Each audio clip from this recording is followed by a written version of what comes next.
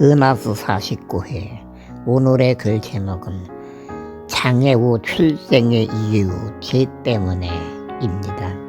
사람들이 장애우의 외모를 보지 않고 조롱하지 않는 이유는 오늘날은 언론을 통하여 많이 접하기 때문입니다. 장애우 산의 모습 TV에 직접 나오기도 합니다. 그로 인하여 장애우의 모습 색다르게 보지 않는 세상이 된 것입니다. 장애우의 아픔 이야기, 성공 이야기 언론에도 나옵니다. 그로 인해 장애우를 인정하는 세상이 되었습니다. 복지 정책도 잘 되어서 보호받는 시대가 되었습니다. 기근이 성장 시기에는 장애우의 삶 너무나도 암울했습니다. 가족과 살기라도 천덕꾸러기요.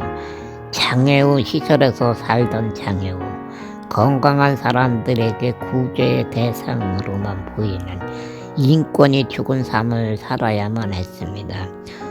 도움의 손길이 있어야만 운영할 수 있었기 때문입니다. 그러면 오늘날은 복지 정책으로 장애우들이 웃는 삶을 살아가고 있을까요? 오늘날도 거부감을 가지고 있는 사람들이 많이 있습니다. 이리 보고 저리 보아도 장애우 모습은 변한 모습은 없기 때문입니다. 장애우 딱지 떼고 싶어도 뗄 수가 없는 것이 현실이기 때문입니다. 건강한 사람들에게는 자신들과는 다른 별개의 삶을 장애우들은 살고 있다는 고정관념을 가지고 있는 사람들이 오늘날도 많이 있습니다. 왜 이러한 말을 하는 것일까요? 지금은 걸어 다니지 못하지만 걸어서 교회에 출석할 때 기근이는 남들이 알지 못하는 마음의 아픔을 많이 겪었습니다. 교회에 가면 항상 앞에 5번째 의자에 앉았습니다. 때로는 기근이보다 먼저 와서 성도님이 앉아있을 때도 있습니다. 건강한 사람들이 장애우를 기피하는 것을 알고 있는 기근이 반대편 끝자락에 앉아서 눈을 감고 예배를 드리기 위해서 준비 기도를 합니다. 잠시 후에 눈을 뜹니다. 같은 의자에 앉아있던 성도님이 보이지 않습니다. 다른 의자로 간 것입니다. 장애우가 앉자 자리를 옮겨간 것입니다. 기근이도 사람이 되고 싶었습니다. 외로울 때도 있습니다. 마음이 아플 때도 있습니다. 5명이 앉을 수 있는 의자입니다. 다른 의자에는 적어도 2~3명이 앉지만 기근이는 홀로 앉아서 예배를 드릴 때가 많았습니다. 예수님 믿는 마음은 무엇일까요? 사랑입니다. 함께 할 수 있는 마음을 알아보고 싶지만 건강한 사람의 마음은 너무나도 멀리 있음을 많이 체험했습니다. 깊이 당해야 하는 외모, 몹시 마음이 아팠습니다. 교제의 인사도 쉽지 않았습니다. 손을 내밀어 주는 목사님, 몇 명의 성도들과 악수를 하고 조용히 교회에 다녔습니다. 장애우를 차별하는 마음, 무시하는 마음, 어쩌면 죄가 될 수도 있을지도 모릅니다.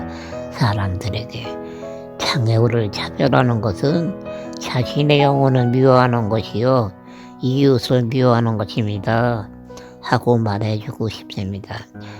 장애우도 영혼이 있는데 외모로 인하여 거부를 당하는 것은 영혼을 거부하는 것입니다.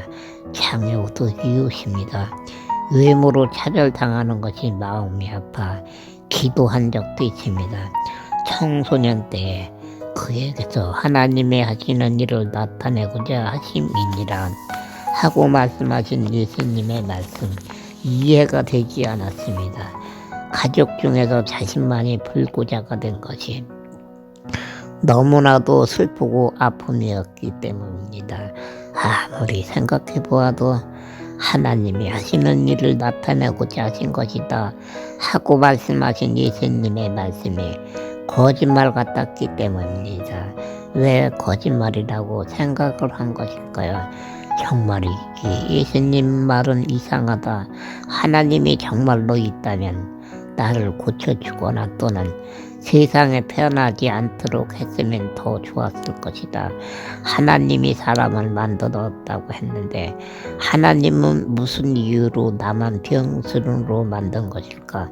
정말이지 나는 도무지 이해가 되지 않는다 하고 생각했습니다. 무슨 이유로 하나님은 하나님의 일을 나타내기 위해서 자신을 불구자로 태어나게 한 것인지 아무리 생각해보고 또 생각해보아도 이해가 되지 않았기 때문입니다. 자신을 불구자로 태어나게 한 것은 하나님의 하시는 일을 나타내고자 하신 것이 아니라 하나님의 실수라고 생각했습니다. 조롱만 당하는 외모, 무시만 당하는 외모, 너무도 아프고 괴로웠기 때문입니다. 때로는 하나님이 몹시 미웠습니다. 불만이 많았습니다. 하나님을 많이 원망했습니다. 성경에 나오는 맹인도 불쌍하지만 예수님에게 고침을 받았는데 자신만은 고침을 받지 못하고 있다는 생각에 하나님을 원망했습니다. 예수님은 정말로 이상한 사람이다. 성경에 나오는 소경은 고쳐주고 왜 나는 고쳐주지 않는 것일까? 하나님도 차별을 하나? 너무나도 나는 불공평하게 태어났다. 왜 내 몸은 건강하게 만들어주지 않는 거야? 내 몸을 고쳐주면 정말로 안 되는 것일까 하는 생각에 때로는 너무나도 서운했습니다. 하나님은 자신만 미워하고 있다고 생각했습니다. 하나님의 사랑은 거짓말인지도 모른다는 의문을 품기도 했습니다. 하나님에 대한 불만, 오랜 동안 마음에 자리를 잡고 있었습니다. 10년 아니 20여 년 동안 자리를 잡고 있었습니다. 왜 그토록 오랫동안 마음에 안고 있었을까요? 나를 이렇게 만든 것은 어쩌면 하나님인지도 모른다 하고 생각했기 때문입니다.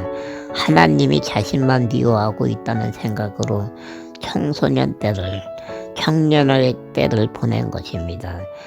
불만은 언제 버리게 되었을까요? 하나님의 종이 되어 복음을 전하면서 하나님의 사랑을 알게 되었을 때입니다. 성경을 이해하게 된 것입니다. 장애우로 태어난 것은 하나님이 하신 것이 아니라 유전이나 사람의 실수로 인하여 만들어진 것임을 알게 된 것입니다.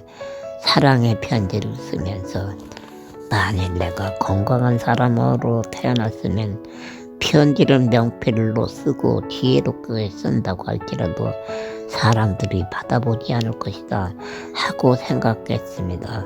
왜 엉뚱한 생각을 한 것일까요? 마음의 변화가 자리를 잡은 것입니다. 기근이 자신도 이기지 못하는 몸으로 손편지를 쓰고 했습니다. 몸도 힘들었지만 마음도 힘들었습니다. 초등학교도 다니지 못했기 때문에 편지를 쓰면서 많은 부담을 안고 있었습니다. 왜 부담을 안고 편지를 쓰게 된 것일까요? 문법도 받침도 잘 모르면서 편지를 썼기 때문입니다. 건강한 사람들은 적어도 고등학교, 대부분 대학을 나왔기에 자신감을 잃어버린 것입니다. 세상에는 몇 수백 년 전에도 수십 년 전에도 많은 문제가 있었고 오늘날도 여전히 문제가 많은 것이 사실입니다. 세상에는 사람이 감당하기 어려운 문제가 많이 있는데 그 중에서 가장 어려운 문제는 어느 가정이든 장애우가 태어나면 조상남 집이 된다는 점입니다.